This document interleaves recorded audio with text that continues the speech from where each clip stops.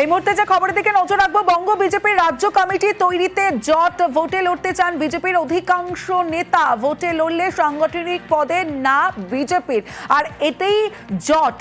আরো বিস্তারিত জানবো, আমার সঙ্গে আমার প্রতিনিধি সুস্মিতা রয়েছে। সুস্মিতা, দেখো, বঙ্গ বিজেপির রাজ্য কমিটি তৈরির কাজ ইতিমধ্যেই সেরে ফেলার সময়সীমা শেষ হয়েছে এবং ইতিমধ্যে একাধিক বৈঠক সেরেছেন রাজ্য নেতৃত্বের সঙ্গে কেন্দ্রীয় নেতৃত্ব। সেক্ষেত্রে সুনীল বানসাল, বিজেপির মুখ্য কেন্দ্রীয় পর্যবেক্ষক, তিনি বারংবার বলেছিলেন এক ব্যক্তি এক পদে জোর দেওয়ার কথা, অর্থাৎ যে বা যারা নির্বাচনে লড়াই করবে তারা কেউই সাংগঠনিক পদে থাকতে পারবে না। কিন্তু সেখানেই বেড়েছে গোল। তার কারণ, বঙ্গ বিজেপি সূত্রে খবর, একাধিক নেতৃত্ব জেলা থেকে আরম্ভ করে শহরের তারা একাধিক নেতৃত্বে তারা চাইছেন নির্বাচনে অংশগ্রহণ করতে, নির্বাচনে প্রার্থী হতে। সংগঠনের কাজের ক্ষেত্রে দেখা যাচ্ছে অনীহা, আর সেখানেই জট তৈরি হয়েছে এবং সেই জটের কারণেই সম্ভবত রাজ্য কমিটি ঘোষণার ক্ষেত্রে একটা ডিলেমি বা সময়সীমা আরো বেশি করে বর্ধিত করা হচ্ছে, এমনটাই বিজেপি সূত্রে খবর।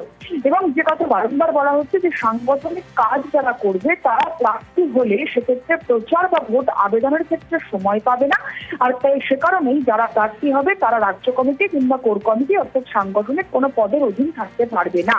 বানসালের এই মন্তব্যেই সায় দিয়েছেন রাজ্য সভাপতি শ্রমিক ভট্টাচার্য। সেক্ষেত্রেই যারা যারা রাজ্যের সদস্য রয়েছেন, যারা বিজেপির সদস্য রয়েছেন, জেলা সভাপতি রয়েছেন, তারা রাজ্য কমিটিতে থাকার ক্ষেত্রে থাকার চেয়ে প্রার্থী হতেই বেশি ইচ্ছা প্রকাশ করছেন। সুতরাং তারা বলছেন যারা প্রার্থী হতে চান। বেশ সুস্মিতা।